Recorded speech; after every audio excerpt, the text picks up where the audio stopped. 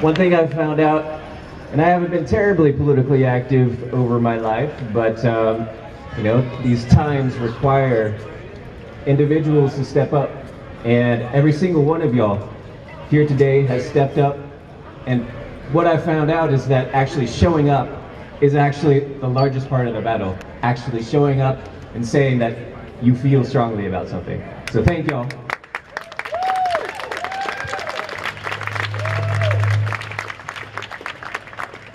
So I work with EFF Austin, which is a local group. It's not directly affiliated with National EFF, but our history goes back to the founding of the organization in the early 90s. And I'm not going to belabor that point because you're not here to hear about that. I have been keeping track of kind of all of the nonsense that's been coming out here in the last several months, and even before then.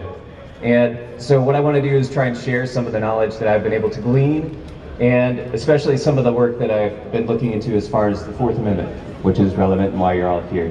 So, how many of y'all actually heard about the New York Times piece yesterday about how the US Postal Service is actually scanning all of our postal mail also?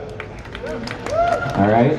Actually, it doesn't look like that many folks have heard about that. So, apparently last month it came out in an FBI case in court that some of the evidence that was used came from a postal service program that's secret. It's called the Mail Intake and Control and Tracking System, MICT. And apparently what this is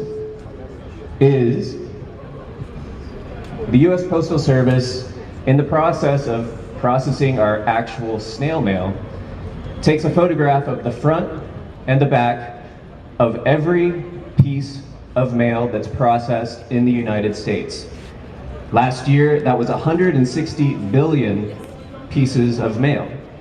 So that's interesting, right? You've got a giant database, and apparently this database goes back to, you guessed it, 2001. And it's a database that has every single mail transaction in the country, all of us. And so that actually dates back, like there's a similar actual process that law enforcement uses called mail covers, which is a legal process whereby you can actually, the law enforcement officer can say, we need to actually track this particular person's snail mail, and we need to do that for 30 days, maybe an extension to 120 days. And there's a case called United States versus Choate, 1978, which says that you have no reasonable expectation of privacy on your snail mail because it's there for everyone to see, right?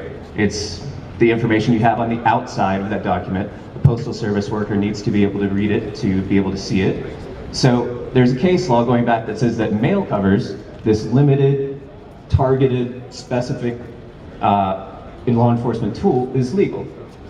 So, but what we have now, which is different, is that you have mail covers with no limitation of time and with no specificity about who it's targeting. It's targeting every single one of us. And so this was used in this case last June to determine someone who was sending the ricin poison in the mail in these unmarked letters. And the way they figured it out was that they were able to go back into this MICT system and they were to say, well, don't look at that mail, look at the mail around it that was processed at that particular location. And you can see, well, it was picked up by one Postal Service worker, and you got the return addresses of everyone right around that piece of email. And that's how they were able to isolate that person and use that system to stop someone who was sending poison in the mail. That's great, that's great. But there's all this other information that's out there, and apparently it doesn't take a warrant, it doesn't even take a subpoena, it takes filling out a form to get all of your mail transactions back to 2001. So that's problematic, right? Because there's no judicial oversight. So this is interesting because that's like snail mail metadata, right? You've heard this term metadata. It's this stuff that's on the outside of the envelope. No big deal, right? don't have to be worried. So let's tie this back to the Fourth Amendment. And this is the one thing I wrote down, or printed out, which is the Fourth Amendment. So the Fourth Amendment states, the right of the people to be secure in their persons, houses, papers, and effects against unreasonable searches and seizures shall not be violated, and no warrants shall issue but upon probable cause, supported by oath or affirmation, and particularly describing the place to be searched and the persons or things to be seized. Let's give a hand for the Fourth Amendment.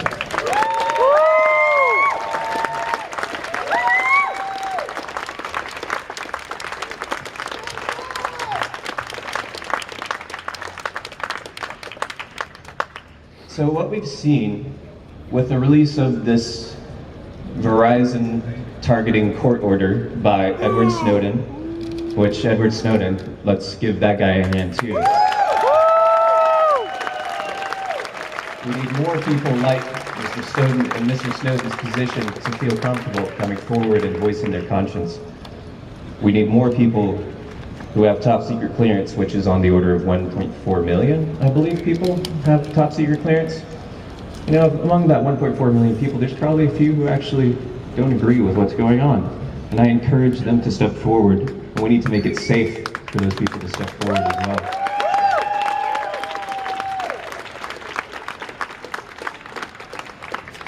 So the parts that I want to focus on here, because the letter metadata is the exact same thing as your telephone metadata.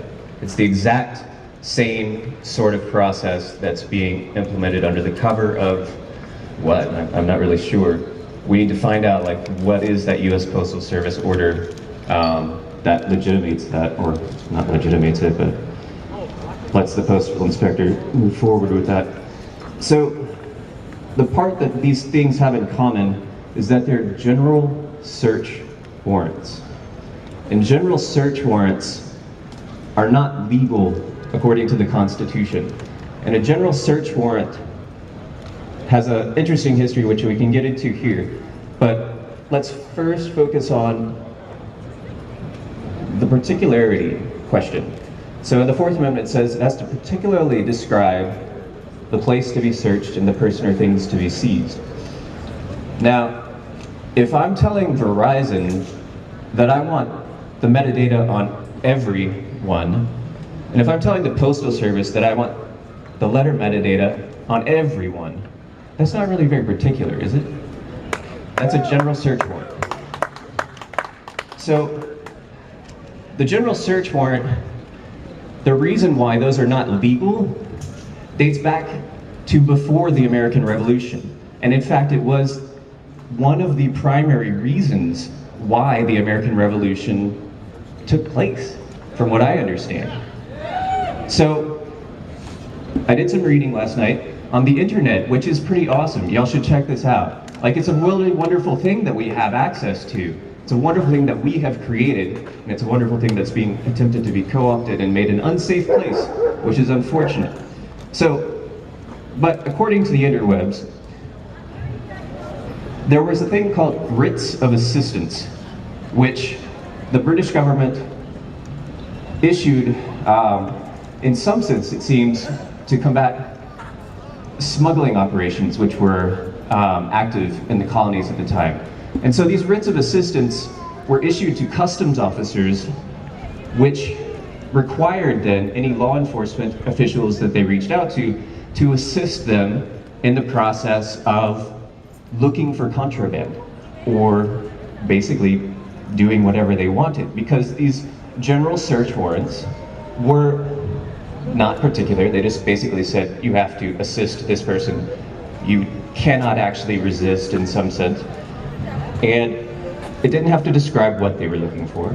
They could actually even be transferred from one person that they were issued to another without any sort of judicial oversight.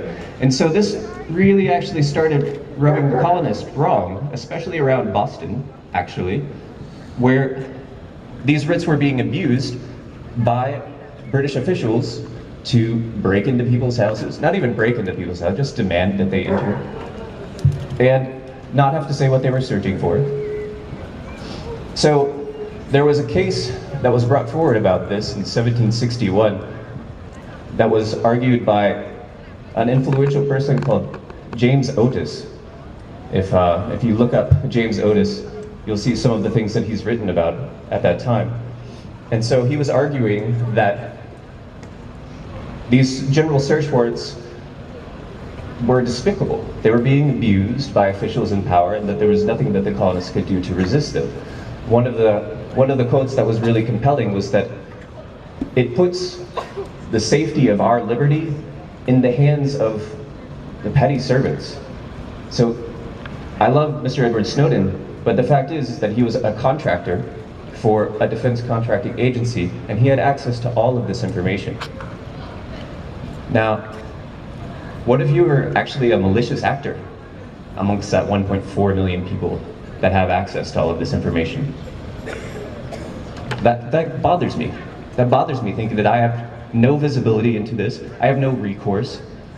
This information has been stored since 2001, at least, going back before then, if you actually know more about the history of the NSA. 96. So, and the thing that's problematic is that, I don't know about you, but I feel like the trajectory of our governing process, the leaders that we are left with, in some sense, the choice between lesser of two evils and such, that doesn't give me a lot of confidence as far as the trajectory of having access to this amount of information. And some people say, I don't have anything to hide, you know, I'm a good person. Well, it's not just about you. The reason why this metadata is so interesting is that it shows your entire social graph. It shows everyone that you're connected with. And it's those connections which are the part that is processed by these unfeeling and unthinking algorithms that try to make some conclusions based upon partial information, often wrong information, that you have no recourse to see, to correct, to have any influence on whatsoever. And it's not just the government, as Mr. Crow was pointing out. Private sector is doing this too. Facebook is probably among the worst. I wanted to let you know about one thing while we're in that area. Look up Facebook, download your information. There's a tool that you can actually use to download everything that Facebook is willing to share with you that they have, that you've put into the system. It will astound you if you have used Facebook for any period of time. Be sure also to look at the section on the marketing terms that are associated with your identity. That's really interesting. So, download your information on Facebook, please. And get out of there. Yeah, really. So in this sense, I feel like we have to stand up. We have to say that, all right, this is too much. Why are we even doing this anymore? It's not making us more safe. It's endangering all of us. And we have to do something about it. So I don't know if anyone's mentioned it yet, but I understand that the people who have organized this event are organizing another event on the 14th. It's taking the form of what's called a crypto party. Ooh. And this is a way for the people who understand these tools that you can use to protect yourself online, that they will actually share that information with you. So come to their event, stay tapped into Restore the Fourth on Facebook, unfortunately. And just keep track of all of this. Support the people that are doing this sort of work. And I wish I had more that I could tell you as far as what you can do. Please come talk to me. And but for right now, I'm happy. I think we're going to do a Q&A session or something along those lines after this. And so I would love to answer any sort of questions. I don't like this broadcasting top-down. I'm more of a peer-to-peer guy myself. So thank you all very, very much.